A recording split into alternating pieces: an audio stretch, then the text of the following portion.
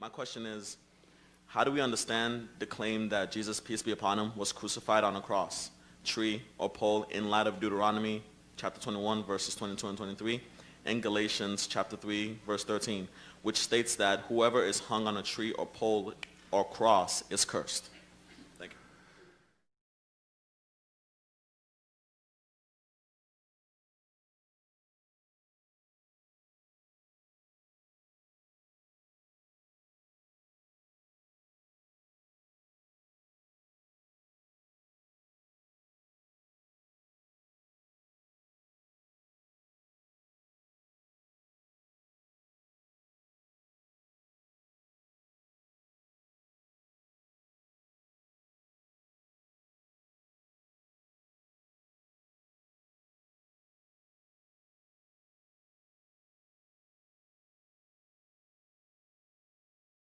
Well, I'd say you're about that close to understanding the gospel, right? Because we know Jesus is righteous according to both the Bible and the Quran. Muhammad in the Hadith said that Satan touches everyone who comes into the world, but he couldn't touch Jesus or his mother. Everyone else, Muhammad, everyone, Satan could touch him, but not Jesus. And so, you're right. How do we reconcile our belief that Jesus was righteous with the Old Testament claim that anyone who's hung on a tree is cursed?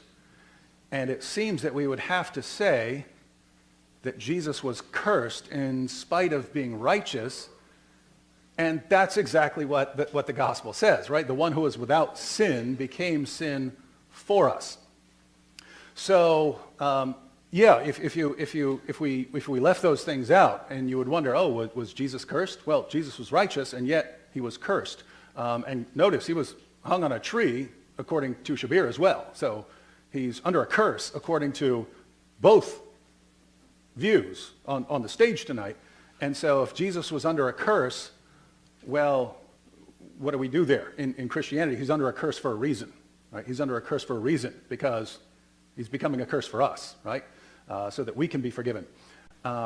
As far as other interpretations, I guess he's under a curse because he was hung on a tree, but I don't know. Shabir's about to answer, so he can explain what he would think about Jesus being hung on a tree.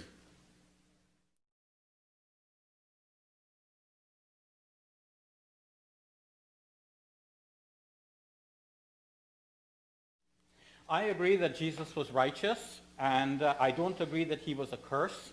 And the Deuteronomy passage actually refers to a person who was hung justly for his crimes. So he's under the curse of God, according to Deuteronomy. Paul misunderstood this, and though Jesus was unjustly hung, Paul said Jesus became a curse, but he's a curse for us.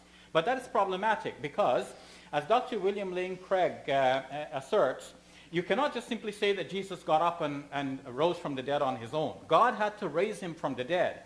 But as I pointed out to him, for God to raise him from the dead, God has to want to raise him from the dead. And if all we know is that he died under the curse of God, according to your scriptures, you have no reason for thinking that God would want to raise the accursed person from the dead, who died under the curse of his own law.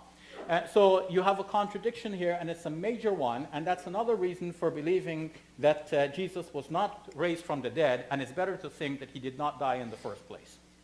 Again, thank you guys so much. Appreciate it.